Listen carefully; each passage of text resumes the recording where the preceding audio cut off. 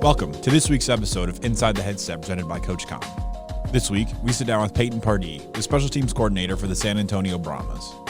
In this conversation, Coach Pardee discusses landing his first coaching job, learning how to recruit and manage rosters, and the uniqueness of his experience coaching in the UFL. But first, a word from Coach Com. Deuce left, check with me. If they're in quarters match, we're going to Pittsburgh or Ohio. They're in zero. Let's go Hippo, Seattle, wide choice. If we call the protection right, it's 6. When a play call is the difference between winning and losing, your headset choice could be your most important decision. When the call counts, CoachCom is the only choice for clear, dependable communication. Visit CoachCom.com for more info. We got it, guys. Good job. Now, let's get inside the headset with Coach Pardee. Coach, what's going on, man? How are you? Doing great. Appreciate you guys for having me on. Yeah, for sure, man. Thanks for taking the time. I know you're kind of in off season, as a lot of our listeners are in season, but I appreciate you even taking that moment to come sit down with me for a little bit. Yeah, absolutely.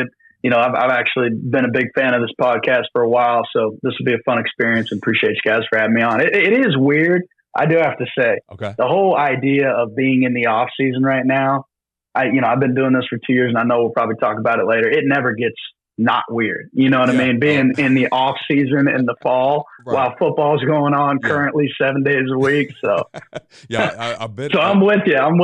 Yeah, I bet it almost feels like for you that it's like always in season, because I'm sure you're just watching all the ball that's happening, on all the different levels, and then all of a sudden, once it's the wave of it's over, you're getting rolling. So it's almost nonstop, right? Absolutely. But it's a good problem to have. That is, man. I wouldn't complain about that one bit. All right, man. Well, let's go ahead and dive in here. And as always, we start the podcast off with the question: when did you know?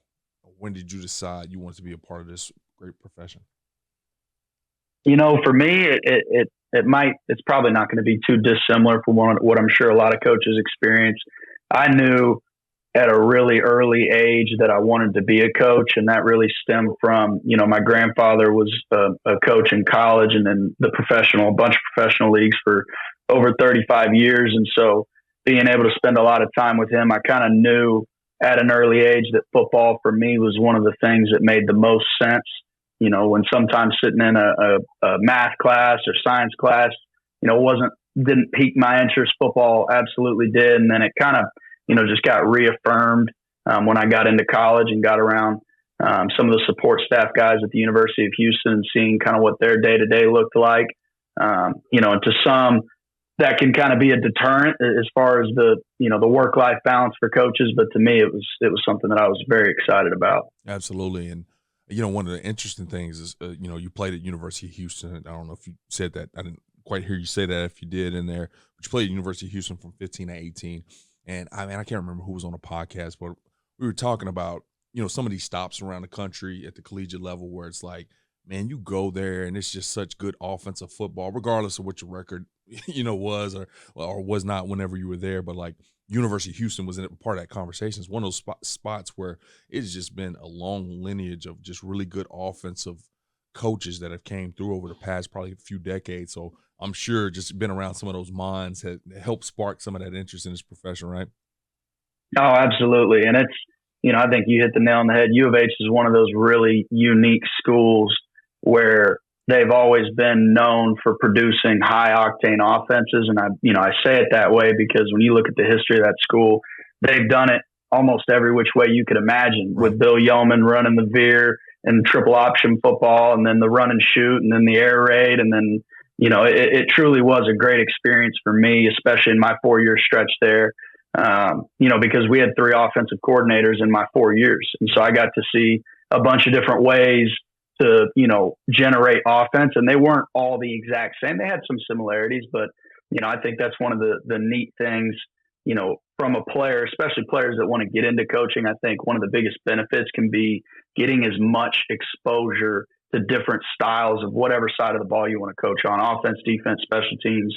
I think that exposure can only help you in your coaching journey because you have a lot to fall back on and remember and reflect on. Absolutely, man. I love that you said that, man. And obviously anybody that listens to this weekly kind of sometimes can hear me say the same stories, but I transferred in college. I played in the Army. I played at Baylor. And, that was one of the things that I'm blessed as I got into the coaching profession, because I had two whole different networks, two whole different coaching styles to look at. I played offense at one place, played defense at the other place, and just was able to walk into the profession a lot more well-rounded, than if I was just under one group. We did it one way, and, and so that is very advantageous, even if you're stationary, you have different coaches coming in. If you're going to get in a profession, there's some advantages to that. Now, I plan to talk to you about this at the very end of it, but you mentioned them right off the bat. So let's go ahead and just very quickly talk about the legacy of your grandfather, Coach Jack Pardee, former NFL, USFL, college football, CFL head coach at numerous spots, did it for a long time. His name's probably going to resonate to a lot of our listeners. Just talk a little bit how his legacy in the game of football just impacted you as a coach. Obviously, it helped guide you into wanting to be into the profession, but just when you got that whistle around your neck and you're around those athletes, how has he impacted you in that fashion? I tell people, a lot of times my granddad he was one of my heroes, and something that's truly been really special for me as far as the impact. As I jokingly tell people, I'm not the real Coach Pardee yet. I got some big shoes to fill. He was the real Coach Pardee, but for me, it all boils down to this. I've had the pleasure of meeting a lot of his former players, at a bunch of different programs, former Oilers players, former Houston Cougar players, Bears, Redskins, or now Commanders. And the thing that has resonated with me the most, and that's kind of, I guess, fueled my, coaching journey thus far, is to see the level of impact that he had on his players and really what they say about him. And it's less about, what he did as a coach, what he did X's and O's wise. It's more about the kind of man he was and the impact that he had on people, and hearing their firsthand accounts for me, that's been that. First of all, it's meant everything to me, because I feel like I get to learn, new sides of my grandfather, because I only knew him as, my granddad, and I didn't know him, as Coach Pardee, because, it wasn't that kind of relationship. And so for me, it's been really special, because I think more than anything, it keeps me grounded. I feel like now, especially in this day and age of football, where, I would imagine some, I don't want to say all or many, I'd imagine some guys, get into coaching for the glory, for the wins, for the money, for, whatever the reason be. And what my granddad, his legacy, what it's really done to me is try to help ground myself to remember, in my opinion, at the end of the day, whenever you get into coaching, it is a service industry. Yeah. In my opinion, you don't get into coaching for yourself or for your own personal benefit or glory. I believe you truly get into it to better a young man's life, and to try to give them opportunities to, succeed not only on the field, but off the field, and then help them go do great things in whatever, the rest of their life's going to look like after football. Amen. And so that's been something for me that's been really special, is getting to hear those stories. And, I find myself kind of reflecting a lot on, how would he have handled this situation, and, different things like that. So it's been a really neat journey for me thus far. Yeah, definitely a blessing to have somebody, that close to you, just kind of lead you through the path, especially in a profession where when you get started, it's so much you got to learn early on, just evaluating and looking at other people, but you didn't have to look very far. And that's awesome, man. So let's get into your career, man. So you finished your time up in 2018 as a player at the University of Houston, and then the following year, in 2019, you are the outside receivers coach there at Texas A&M Commerce.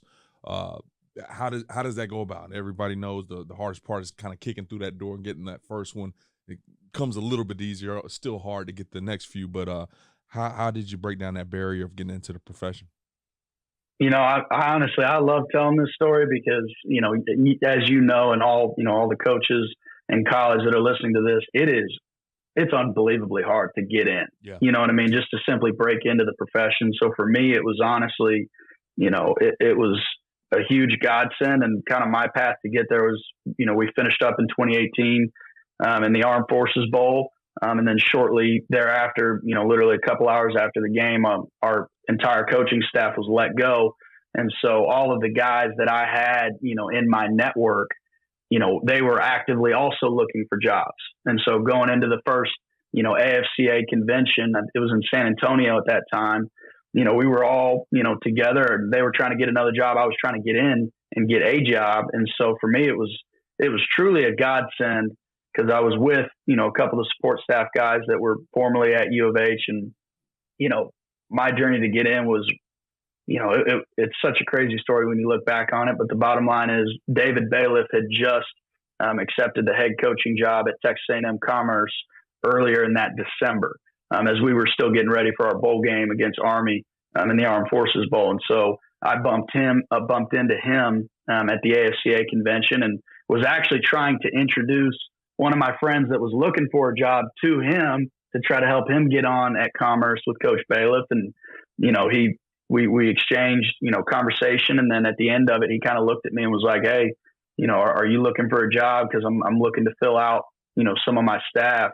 And so shortly thereafter, kind of like most, coaching jobs, it was a quick 72 hours, and then I had to have everything packed up and, moving up to Commerce. So it was a whirlwind, but, I truly think it just comes down to, you never know. And I'm kind of foreshadowing here, because Coach Bailiff used to say this all the time while we were at Commerce, is you never know who your angel's going to be. Yeah.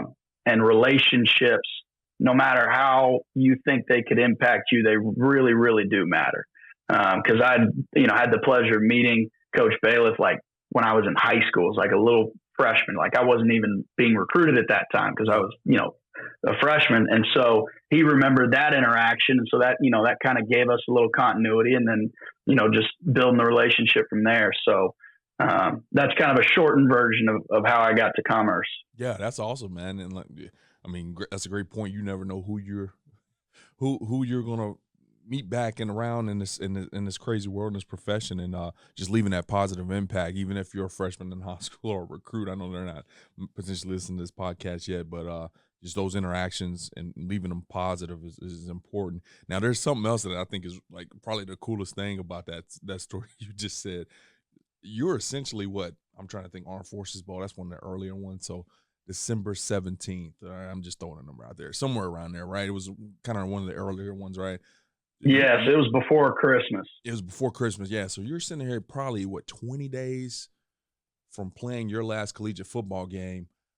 How did you know that you needed to be at the AFCA convention? Because I say even for myself, but it took me a couple years for some people to look at me and say, "Man, you don't go to the convention?" Like, "Oh, what is it?" No, I didn't even know about it. I was here in Waco. I drove right past the building every day and didn't know much about it. But you were there within 20 days of ending your coaching your playing career. How did you know to be there? Obviously, I know you got family members and stuff like that, but how did you know to be there? That's a really, really good question. And for me, it came down to, I knew, like I mentioned earlier, I knew I wanted to get into coaching from a young age. And so, as I got into my senior year, I knew I was going to graduate in the mid-year in December. And so I knew that I was going to have to try to get on in the coaching cycle in that December-January exchange. So not knowing anything about it, because when my granddad was coaching, the AFCA, like the convention at least, wasn't what it is now, where it's, it's a big ordeal and everybody goes to it and it's a great time. So I really just called two of the guys that I, was friends with in the coaching business.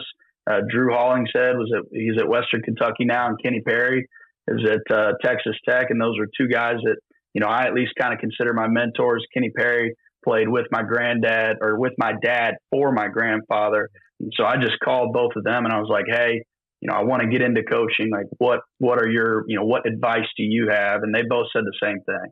They said, "You got to go to AFCA.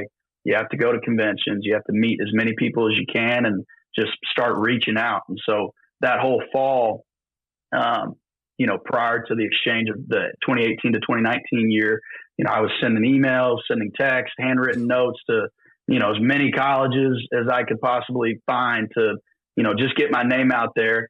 And then going to AFCA, was really the honestly one of the best decisions I've ever made, because that's how I got into coaching. Yeah, that's awesome. And I will ask you this question just while we're talking about the AFCA itself, the convention itself. I've said the story before, but my first convention, when I finally found out I needed to go, it was very overwhelming. I was at Texas A&M Commerce, as a matter of fact, and it was my first one. It was there in Dallas. I drove over, and I just looked in the lobby, and it was so many coaches, and it was guys I'd seen on TV. They were receiver coaches. I was a receiver coach, and I'm like, man, how am I going to make it in this profession? There's a lot of guys for very few jobs, and I'm a confident guy. Don't get me wrong, but at the same time, it was humbling because you knew you had to be special and work a little bit harder than everybody else to kind of rise to the top in this profession as a guy that's just trying to get his first job. And you come to San Antonio Convention, where that's one of our more populated ones, and you look around and it's, 7,000-8,000 guys walking around looking for the same job you're looking for. What did that do to your psyche, just experiencing that for the first time, especially as a 21, 22-year-old guy? Yeah, it was a little overwhelming at first because, especially it's hard to explain because we all know it as the commonplace. Yeah. Like when we show up to any conventions, whether it be THSCA coaching school or AFCA, there's a lot of coaches there. And so now, we just view it as that's the way it is. But right. For me, it was kind of an eye opener to, first of all, how big of a profession it really was, especially at the AFCA. Because the thing that I love about the AFCA is you get every variety of college program you could imagine. You get the Power 5 schools all the way down to, D3, NAI. It's truly a wonderful blend of a bunch of different, styles of coaching, different coaches, guys from different backgrounds. And so for me, it was, I checked into the hotel and never went back. I was just walking around trying to go see the way that I did it, at least, was I started out by, I knew a bunch of coaches that I had great relationships with at U of H. And then, I knew some other guys like I previously mentioned. And so I just went to go find them and, say hello and ask them their advice. And, they were very instrumental in kind of pointing me in the right direction. So I wasn't just aimlessly wandering around, not knowing what to do, if that makes sense. But it was an eye opener for sure. Seeing when you go into that main lobbyway in San Antonio, it's your first convention, it's unfathomable how many people are there. Yeah, no doubt, man. I tell you what's cool. I'm happy you said that because I do say that story often about just how overwhelmed I was, and almost to a certain extent, I hate saying intimidated because I didn't navigate the profession like that, but intimidated to a certain extent. But once you open your mouth and you start talking to guys, man, just how receptive everybody is there and willing to help out, and willing to point you in the right direction. And even if some of the most important guys in the building, man, they're willing to talk to you for a couple minutes. And that's one thing that I always love about the convention.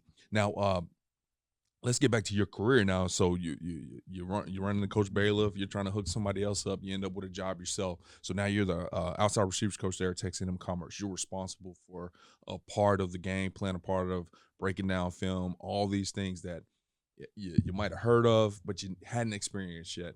What was that first year like, transitioning from a player to a coach, and getting behind the scenes, waking up early, staying late, all those kind of things that go into being a quality young ball coach? It was truly an eye opener, and especially that first year, because it was quite a bit. For those that are not familiar with Division II football and how the staffs are set up, traditionally most, this is before the new ruling that just came out that basically made it to where you can have as many coaches as you want working with players. This is before that, so. At that time, there were 10 full-time coaches on a Division I staff. On Division II, you would more likely than not have no more than 8 full-time. Yeah. And so for me getting into it, that first year I was kind of toggling responsibilities where, I was a full-time position coach in charge of a position room. And additionally, I also had GA responsibilities, like you mentioned, tagging film, scouting reports, a whole bunch of stuff. And it truly was an all hands on deck affair. And that's one of the things, to be honest with you, I would not want to change anything about my time at Commerce. Yeah. Like I truly think, it's the old adage, it's hard to be grateful for what you have when you're in that situation. Right. And it can take some perspective or removing you from that situation to truly understand and appreciate what you had. And I think that, at least for me, that was the case. Having been at the University of Houston, you're used to so many luxuries that you just take for granted. Yeah. You know what I mean? As far as staff and the, materials that are provided to you from food and equipment and gear.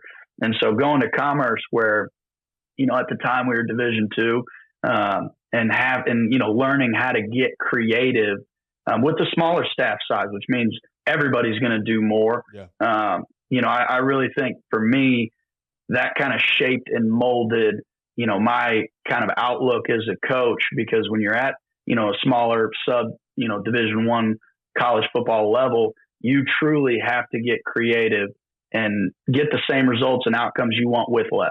Yeah. And so for me, it trained me to have a can-do attitude and try to be positive with whatever it is that you have available to you, because, unless you're at one of the big colleges, every coach is going to, man, I wish we had this. I wish we had, these resources and this money and et cetera, et cetera. But that to me is one of the pure things really about FCS and, lower Division II where we were is, it becomes less about, the hype and the TV and the money. And it really just becomes more about ball, being a coach and being around those players and getting a chance to mold them. But, it was a lot of sleepless nights. We wore a lot of different hats, and I'm sure if you've talked to, any Division II or, FCS coaches, that's a phrase that I'm sure you've heard before. Yeah. Cause it's, I was the outside receivers coach and GA.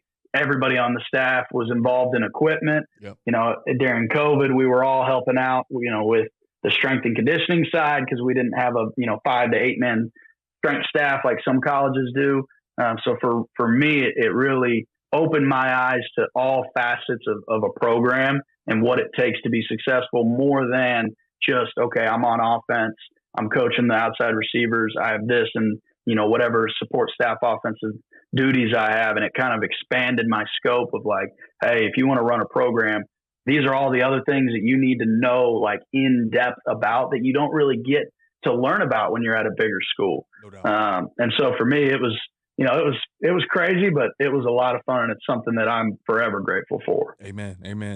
As I mentioned, my first collegiate job was at Texas A&M Commerce, and as receivers coach, kind of very, very, very same experience. And oftentimes I get guys, and they're looking for a GA opportunity, and I just offer to suggest, man, you really should look at it, see if any D2 guys. No, I want to be at Alabama. We all do. We all want a GA at Alabama. Of course we do. But at the same time, the experience that you're going to be able to get at some of the lower levels, man, is unbelievable. And it's like you said, sleepless nights for dang sure. But when it's all said and done, you walk out of there a much better coach in regards to just development and being well-rounded. And I always like to ask just about, when you start getting on the field, a little bit of your drill work, oftentimes you get thrown in this position, you're responsible for a group, and it's easy to kind of go back to, hey, this is what my receiver coach did. I had 3 of them or 2 of them or whatnot.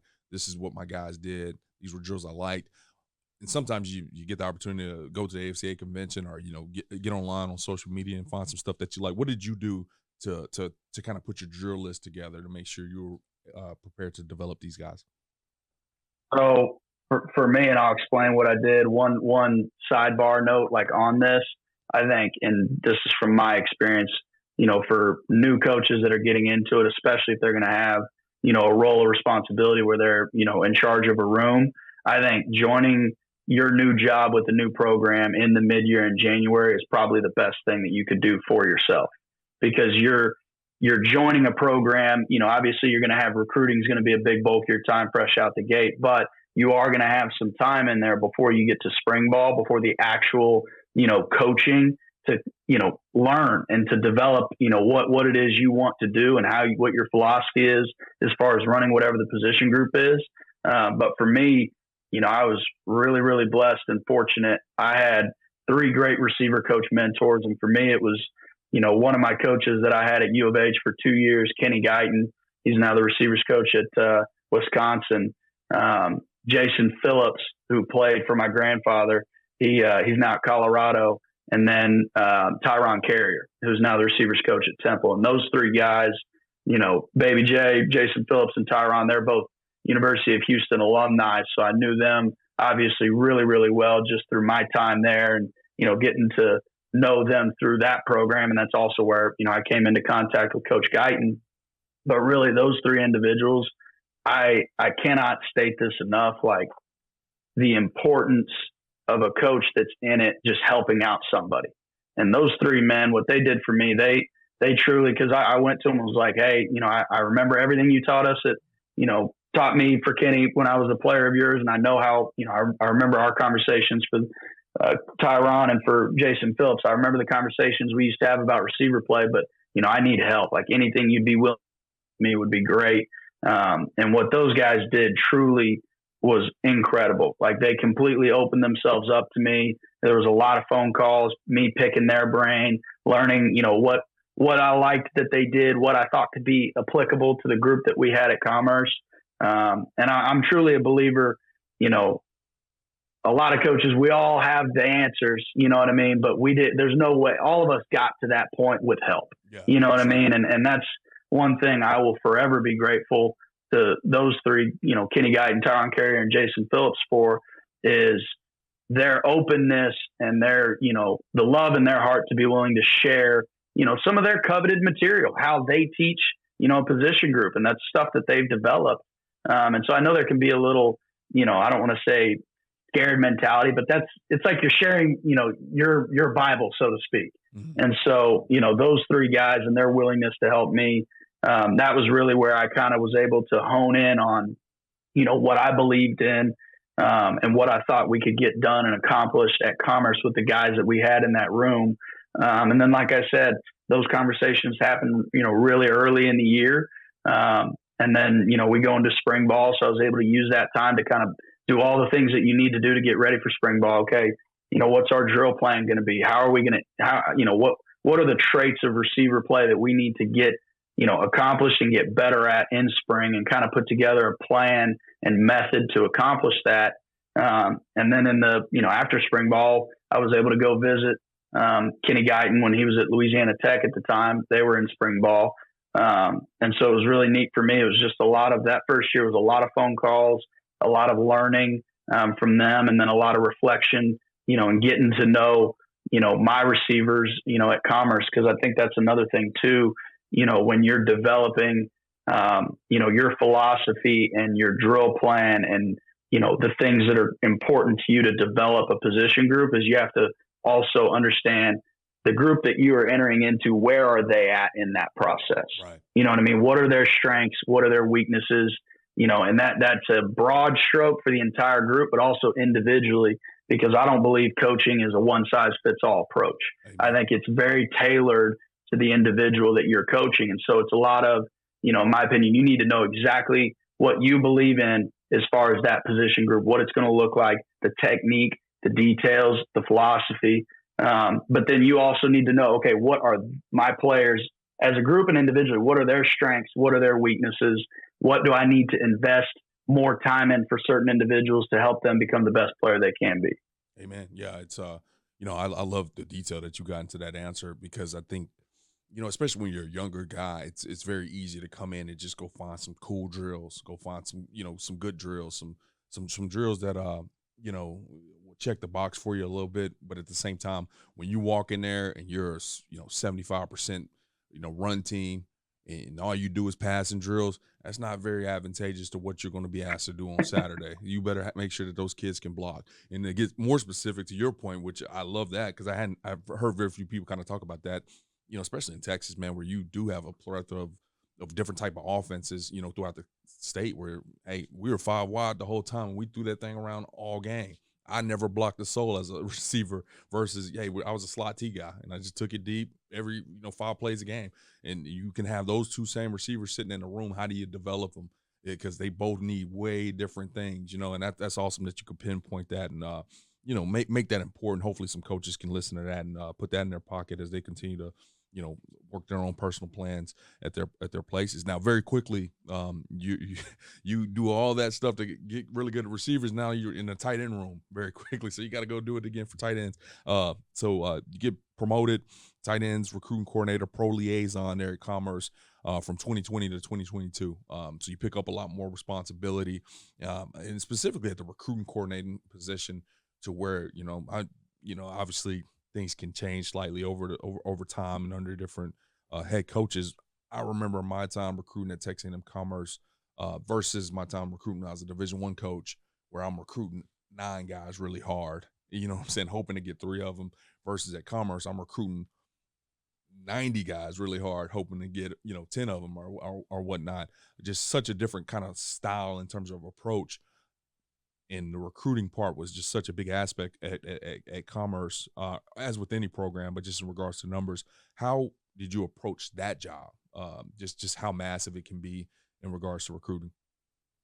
That was another thing, and I know I might sound like a broken record on this podcast, because that was another area that I'm forever grateful for being able to learn the true ins and outs. Because for me, it was a very unique period of time, and I never would have guessed it when Coach Bailiff gave me that promotion, that would what was about to happen, which I'll reference here in a second, would happen, and that being my first year and a half, really, or maybe a little bit less than year and a half. We were a Division II program, and we find out in the middle of my time as the recruiting coordinator that we're going to move up to FCS Division I AA. Yeah. And so for us, a lot of people, they hear those transitions because it's happened a lot, since we made that jump. You see it with North Alabama, Tarleton. There's been a bunch of programs that have done that jump recently. And for me, the big thing that nobody really talks about is you have to immediately stop the way you're recruiting and completely pivot and basically move to a new track. Because when you're on Division II, the recruiting style is very, very similar, but there are different requirements. You know what I mean? There's different GPA requirements. There's different school requirements, progress towards a degree when you're talking about, bringing transfers in, which I know, at this time, a year from now, this podcast will sound so outdated because of all the new rules. Yeah. But, that was really the interesting thing for me. And one of the best parts about that job, to be just 100% honest with you, is Coach Bailiff and his philosophy. He set the structure for what our program was going to be. And, that being, we wanted to recruit the high schools in the state of Texas very, very well. And so, for me as a recruiting coordinator, that put a huge onus on, you look at all the high schools in the state of Texas and trying to divvy up, obviously you're not going to be able to hit every single high school in the state, but, you look at the areas that we want to be successful in recruiting: Houston, Dallas, the Metroplex, San Antonio, Central Texas. And then of course, when you're at Commerce, you're in East Texas. So you have to have a great recruiting presence there. That process to me was so fun. And I think our staff, we truly had a great blend of guys. Because what it kind of taught me is, first of all, you have to figure out how to make those areas and make them make sense kind of geographically. Yeah. Because too, when you're at a Division II school, your budget for recruiting is not unlimited. Yeah. So you have to make those dollars count. Right. And, you have to make sure that you're being efficient, in your recruiting trail, with your rental car, with hotels, with flights. And so for me, that was an added element that I was unaware of. Is it's not as simple as like, hey, you have these schools, go recruit, get the good players, build relationships. Yeah. It's okay. Hey, we got to figure out, when are you going out? Who's going to be back in office? How are we going to get this done? What's the most, efficient way we can do it while still, accomplishing the mission of having, a really, really good high school recruiting class. And so for me, it was a lot of learning, trial by fire, and a lot of learning on the fly, but it was something that, I was able to lean into our staff, because we were fortunate. We had a lot of guys with great Texas connections.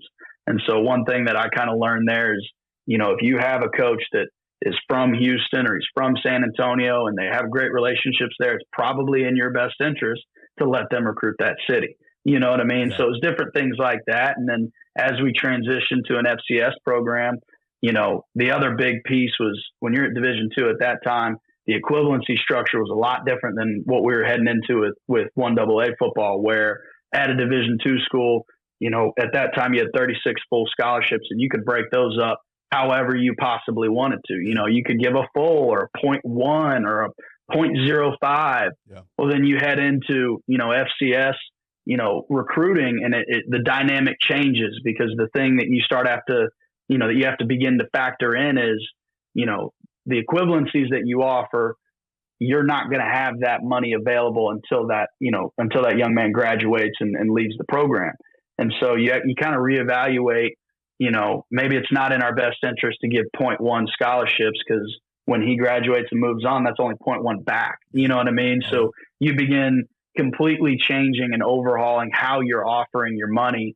And then additionally too, paired with that is, you know, you look at your current roster and you start going through, okay, well, how are we going to allocate raises to these guys, you know, to up their scholarship equivalency? Yeah. And so for me, it was one of the most fun things that I've ever done. And I would say probably the best part about it was, you know, building the relationships with the high school coaches. And that's one thing that, you know, at times I feel like, you know, especially with you being a Texas guy, you will very much understand what I mean by this. I feel like at times it can be a little tongue in cheek where some coaches are like, yeah, you know, love the high school coaches. But for me, it's, you know, I always fall back to this. The three greatest mentors I've ever had in my life in coaching, they were all three Texas high school coaches.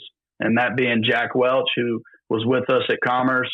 You know, he was the head coach at Copper's Cove High School for 24 years.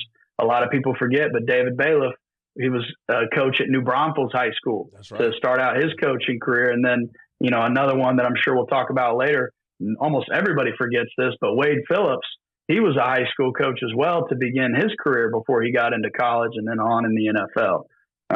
And so for me, you know, I learned from a very early, you know, point in my career that lean into guys, you know, that are willing to help you. And that's one of the things that made my life a lot easier as a recruiting coordinator is, you know, having the great relationships with high school coaches in Texas and, you know, that leading you into finding really good players. And, you know, one thing that I'm proud of is our time, you know, when we were there, not only when I was the recruiting coordinator, but my predecessor as well. You know, I think we did a really good job of recruiting high schools in Texas. And so that was, you know, kind of like we talked about earlier, it was honestly more sleepless than the football coaching side. Yeah, it was a lot more on that end, but it was a blast. It was something I'm forever grateful for. Well, yeah, I mean, you made a great segue there in terms of like that work that goes in with that roster management and the planning. And, you know, I mentioned a part of that, you had the pro liaison deal. Now I know that's a little bit more NFL coaches kind of coming in and, hey, who do you got? You know, what's the 40? What's, you know, what are the transcripts? Yada, yada, yada. Just been having that information available and been organized. But that a little bit that segues to the NFL, you know, where or the professional levels where roster management is huge and you know, obviously collegiate level roster management is huge. How did some of these experiences, not necessarily the X's and O parts, but these other side parts of the job, how did that help prepare you for the XFL and the UFL? You know, I think it taught me a lot. And I think, you know, the carryover and the pieces that are consistent is, you know, obviously, you know, it varies by level, you know, high school, college, which level of college, and then, you know, NFL. And for us at that time, the XFL, the thing that I think was very interesting, and this was what we were able to make a lot of our, you know, bread and butter out of, so to speak, with the Roughnecks in 2023 is, you know, the development side, if that makes sense. And I think that's a topic that in roster management, you know, especially nowadays, that conversation is almost out the window with a whole lot of programs where I feel like, you know, the transfer portal was a thing back when we were at Commerce and we utilized it, but we were never willing to sacrifice, you know, bringing in the best guys, you know, to not develop really, really talented young football players that came from a high school pipeline. Yeah. And that's something that I saw, you know, moving into the XFL, especially, you know, for those that are unfamiliar, when you look at the roster breakups within the league in 2023, it was really interesting because you had a lot of teams that, you know, they were kind of, you know, I'm going to draw an analogy here, just kind of roll with me on it. But a lot of the teams were basically using the portal, so to speak, and they were just getting proven, really talented former professional players, guys that have been in the NFL for a while, you know, that had good track records. Maybe they were on the older end, maybe they had an injury or something to that degree. And I think, you know, our general manager, when we were with the Roughnecks, he's also our general manager now at the Brahmas. I think he did a wonderful job of kind of like, you know, when referencing a college roster, you want to find the right balance and blend of, you can't have all green, brand new players that have zero experience. You need some of that veteran presence, and hopefully you get it from developing your players, but it is okay to supplement, you know, with the right fit in the portal, but you absolutely have to have younger guys that you'll develop through, because their potential upside is just through the roof. And so that's what we were able to do, in Houston in 2023, is we were one of 3 teams that had a unique blend. We played and started a lot of really, really young football players. Like specifically, in my room as the receivers coach for the Roughnecks, we started 2 of our 4 receivers had never played in professional football before. They were true rookies. And to make it, even more cool, one of the 2 was an FCS player. And so that to me kind of just reemphasized, the process of it's okay to take a chance on an unproven, younger player that you can develop. Because to me, that all files back to that's our job. You know what I mean? As coaches, is to develop young men. Pro ball, it's more development for the actual job itself, but I think it still applies like it does in college. Development, as football players, but also as people and human beings and spiritually as well. And so that was something that was really neat, because kind of giving you, I guess, the full extent of that story. One of the 2 that I mentioned in 23 was a true rookie. He's from Norfolk State in Virginia. We ended up bringing him back with the Brahmas in 24, and he was one of our most productive receivers.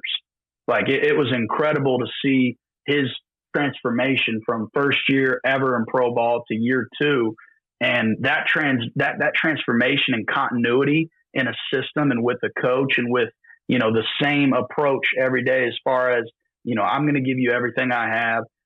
You're gonna get the same positive attitude for me every day, right, wrong, or indifferent. And I think that is just critical in building and developing a roster for the long term, whether it be professionally, or in college. Obviously in college you see it a lot more because the roster sizes are a lot bigger. But I think development, man, that to me is the word that I would use to describe, everything from commerce to the XFL and to the UFL. Yeah. You know what, that got my gears spinning there a little bit. If you're a high school coach and you get a kid, development is obviously huge, right? The really good programs here in Texas, they're starting that thing in middle school. The great weight room program, yada yada yada, learning offense, defense, etc., the culture. College is kind of similar, although it's obviously changing a little bit. The more the transfer portals kind of kicking in. NFL, man, you're trying to get the most out of that guy so you guys can win, right? And when you start getting at this professional level where you got some guys in there, I would imagine, in that receiver room that are sitting there saying, man, hey, I'm gonna come ball out and I want to go to the NFL. I know that you had 2 receivers that ended up signing with the NFL. Is that a win for you, or were you like, man, I sure would love to have that dude back? Like, what is your thought process with that part? Are you still, because when you're in college, you want your guys to go to the league a little bit. Now you can, when you're at that level, you love to have them back so you can kind of keep that success rolling. So what was your mindset in regards to just that specific topic? My mindset, it might not have been the, quote unquote, the smartest. But for me, it all came down to, and I told our guys, and I've said this, each year in 23 and 24 with the receiver room at large, and last year with the entire team, in special teams meetings was, I always file it back to like, why am I coaching? And if that answer is very consistent, the setting might change a little bit depending on what level you're at. But for me, I told our guys, I'm doing my job right if I can get as many of you guys back to the NFL as possible. Okay. Of course, I'd love to have them back if it doesn't work out there, but I told them, I was like, I will never be willing to sacrifice, your dreams and aspirations for what I want selfishly. Yeah. So I told them, like, if you guys give me everything you have, I'm going to give you everything that I have. And I'm going to, like, my whole purpose and sole mission here is to try to better you guys as football players. Right. And that's been the really neat thing is, the NFL is such a unique, league when you truly like get into the ins and outs, like how quickly roster moves are made. And so I'll give you an example. We lost, he was second in receiving in both leagues in 23 and 24, led the league in targets in 24. He signed with the New Orleans Saints after our first year. And I was like, absolutely, like that's the best thing ever. Go. Yeah. Like you've earned it. And at the end of the season, they ended up letting him go because they had to clear, roster space for the upcoming draft. And there's a bunch of whole nuances and crazy things that pop up after the season. But he ended up, after he got released, he called us and he was like, look, I don't want to play for anybody else because, Coach Wade's kind of set this precedent is with the Roughnecks and with the Brahmas, we care about our players. And, I truly don't mean that, as in, coach speak or anything like that. Is we're trying to pour into them and help develop them and help them go achieve their dreams. Because at the end of the day, that to me is the biggest reward as a coach, is when in our minds, we remember, okay, where they started out here. Okay. Then we were able to help them get to the end point and seeing the joy and the success on their face and knowing that, we maybe had a small part in helping them get there, but now they've done it themselves and they've accomplished their dreams. There's no more fulfilling feeling, in my opinion, as a coach than seeing, your former players get to move up and elevate and go on and do great things. And so for us, it's been, fortunately, we've lost a lot of players to the NFL, and that's been wonderful. And that's where, I feel like we're selfish a little bit because I truly think we have the best general manager in the league. And I don't know where he finds these guys, but he always is able to reload. So it's a lot of fun, each year to get to coach the group that you have. And that's, one thing I'd say from a development side that's very, very different from college is, maybe not so much with the portal, but in college, you have a pretty good idea of what your room this year is going to look like and what it's going to look like next year. There might be some new faces in there via the portal, but if you've got a redshirt freshman and he says he's coming back, he's going to be there next year. Right. Whereas in our league, it's we hope to have maybe 50% of the room back, but it might not even be that. And so it's a lot of, as a coach, it's a lot of self-reflection of, okay, I did this, as a coach last year, this was how I developed them, kind of going back to what we were talking about earlier from techniques and all that stuff. And you have to approach each year as a brand new group. And maybe I need to adapt my style a little bit to help meet these guys where they are, to help them go be the best version of themselves they can be. Oh man, you stole my question right there at the end. I was going to ask that because, obviously as detailed and as prepared as you kind of talked about you were at Commerce, all of a sudden you get into the XFL, the UFL, and your roster is changing. And I think even from a more unique standpoint, you get this guy from Norfolk State who had a receiver coach that taught him blank, and I guess it's no different than high school, but all of a sudden you just got all these guys from all over the country and they got really fine training from the collegiate level, from some guys coming from the NFL, and all of a sudden you're in the room with a bunch of guys with a bunch of experience, and some of them don't know as much as what you do, but it's pretty dang close, and how does that just change your psyche? You kind of answered, but is there anything to add to that? How does that change your psyche as you approach a room and you're like, man, this dude was drafted, the fourth round to the NFL last year. He's pretty dang good, All-American college football player. I'm not messing with his stance, or do you, do you say, hey, this is our standard, I'm changing the stance? How do you approach that? That is honestly, that's an incredible question. I got to tell you right now that's something that I think we probably do a little bit differently. And the way that I approach it, the way I did with the Roughnecks and with the Brahmas, is there's certain things within each position group that are kind of going to be non-negotiables if we have to do it this way. Right. And some of that is honestly play dependent or scheme dependent. Because I think when you get into the conversation of techniques, especially in receiver play, it shows up to me a lot is what is the design of the play or system itself? Because, as an example of what I mean, if it's a timing-based system and the quarterback's coach and OC is telling the quarterback, hey, by the end of your drop, when your back foot hits the ground, that receiver is going to be literally physically here at a particular landmark in the field.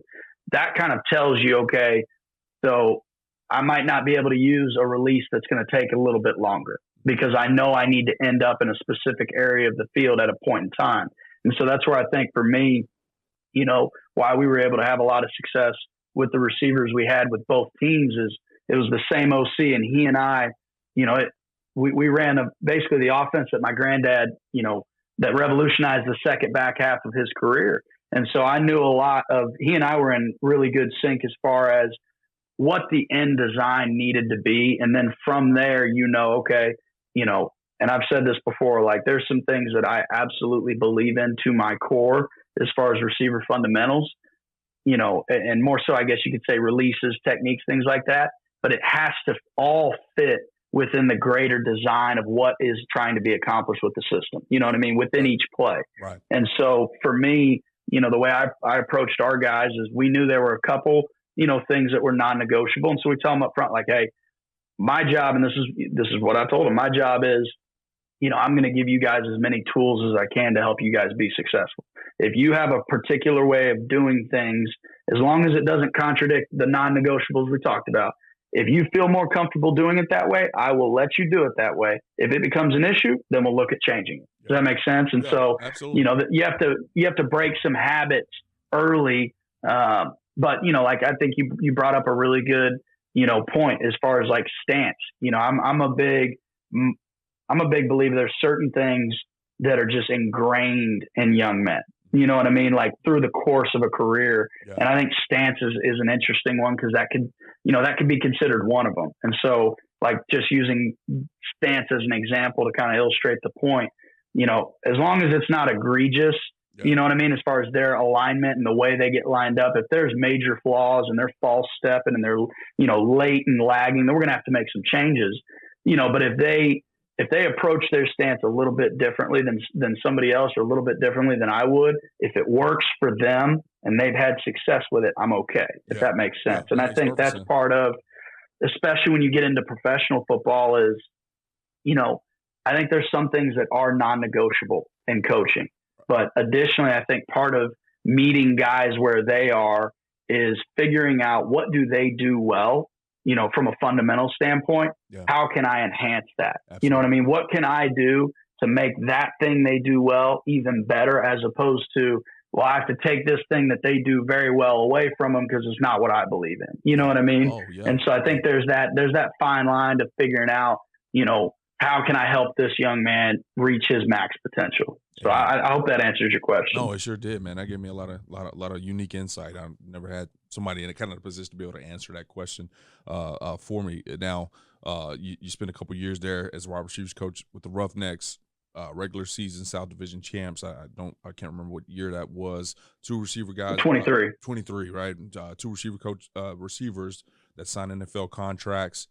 And then you have the opportunity to follow Coach Phillips over to the San Antonio Brahmas to be the special teams coordinator and the receiver coach, which is your current job now. How did that transition happen, and what made you one of the guys that Coach Phillips wanted to bring over?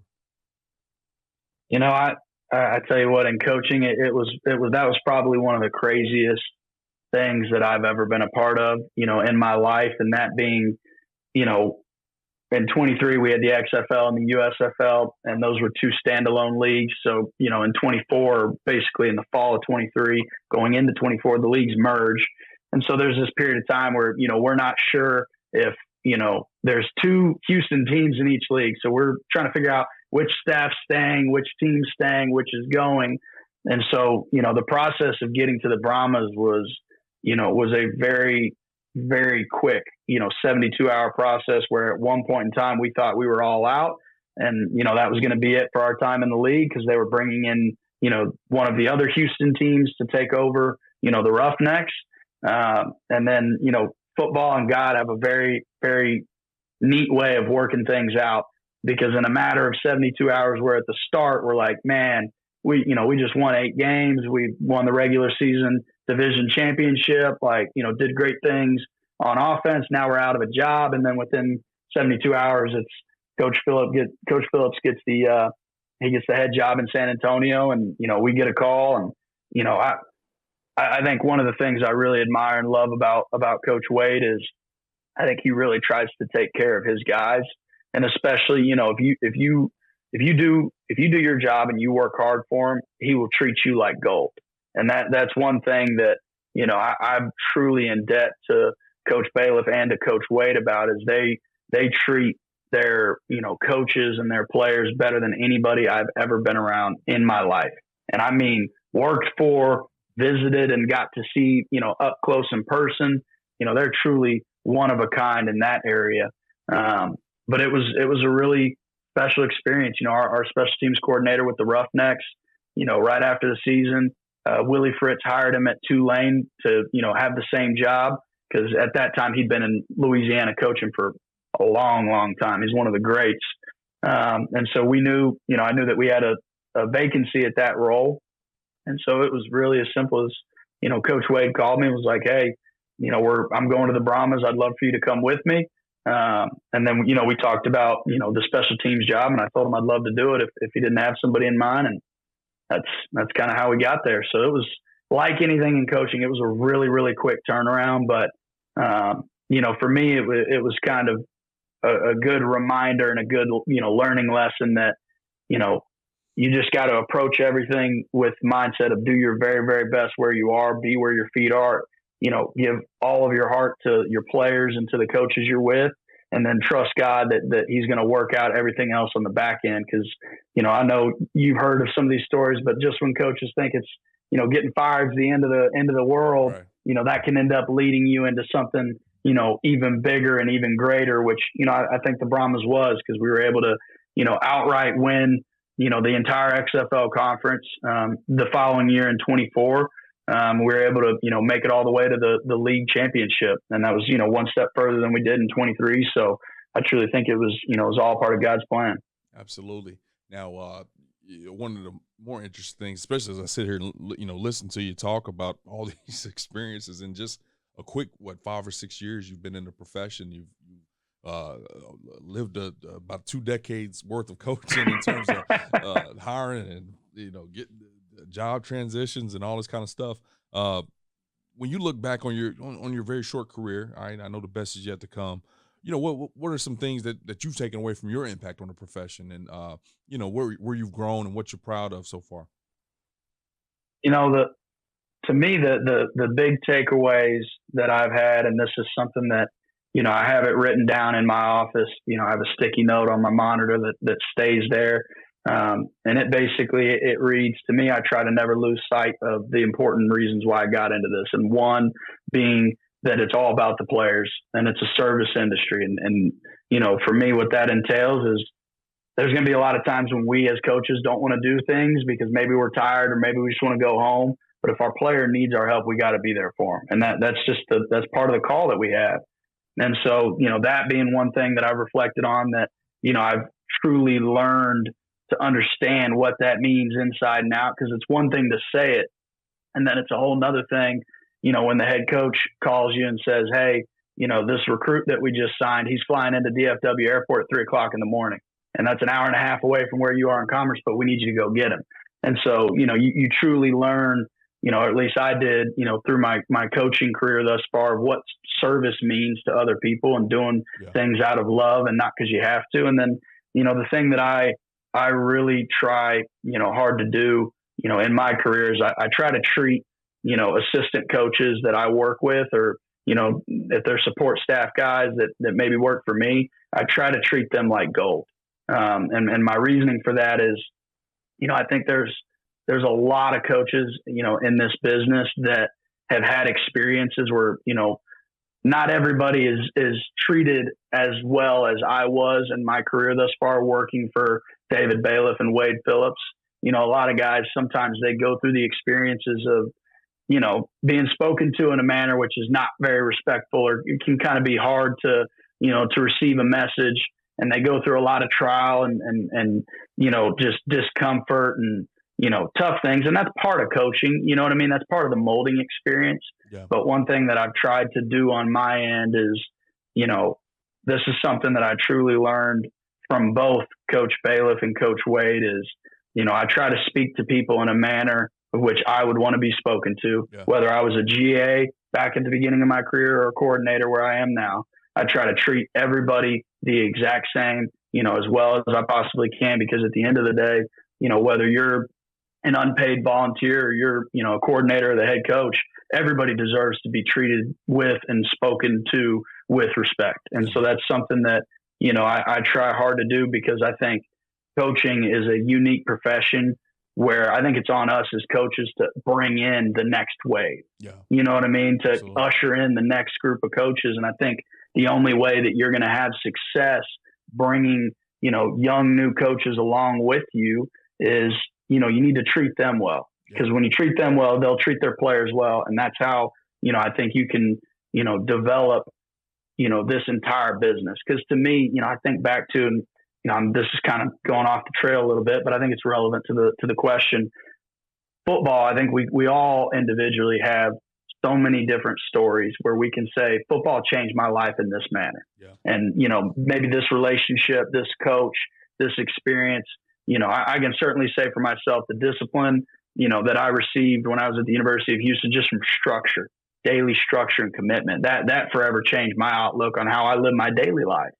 And so I think it's really, really important because at the end of the day, it's more than a game. We're teaching men or young men, depending on where you are and what level, you're teaching them how to be, good men. You know what I mean? And I think that entails a lot of love. And I think that love has to come from the coaches. And in my mind, the only way you're going to be able to give love is if you're receiving it as well.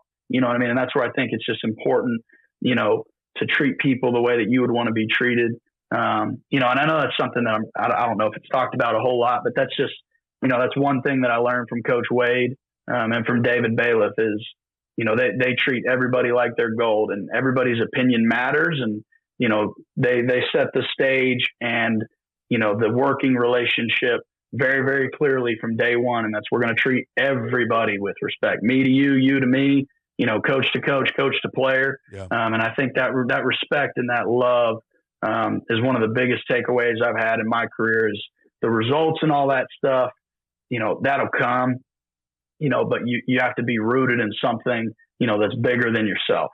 Amen, Coach. Well, that I've enjoyed this podcast, man. Truly enlightening. Love your message, and just caring for each other is huge, man. That's huge in my book. It's talked about at times, but not enough. And so I appreciate you spending some time talking about it. Before I let you go here, if you got any social media to pass off so guys can keep up with your journey, keep up with the Brahmas this year, ask you questions, any of that kind of stuff, please feel free to share. Yeah, absolutely. I would say I'm probably biggest on Twitter, and my handle is @Coach Pardee. And my last name, I'm sure it's going to be in the show notes, but it's Pardee, 2 E's at the end. So that's my Twitter handle. And then I think my, Instagram is Payton Pardee. But absolutely, if anybody finds this, podcast interesting or wants to, talk some more, I always tell people I certainly don't know everything, but I do know the importance of being able to share because of what that's done for me in my career. So if I can ever share, please reach out. All right, man. We'll, like you said, we'll share those in the show notes so people can find you easily. I appreciate the time, man, and best of luck this spring. All right.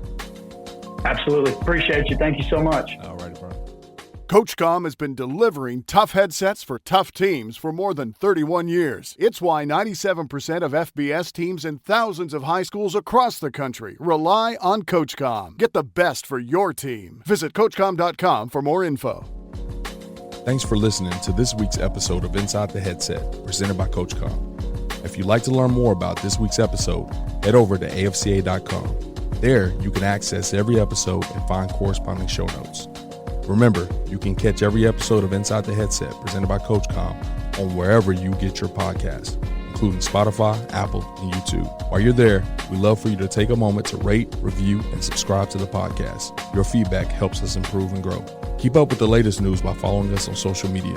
Connect with us at Inside the Headset, and remember to tag us when you share your favorite episodes. For more updates on all things AFCA, be sure to follow the @WeAreAFCA social media accounts. If you're not a part of the AFCA community yet, visit AFCA.com to join thousands of NFL, college, and high school coaches nationwide and across the globe. Elevate your coaching game with an AFCA membership. You'll gain exclusive access to the annual AFCA convention, magazine, digital library, and AFCA Insider email. Stay up to date with the latest stories and news on the AFCA website.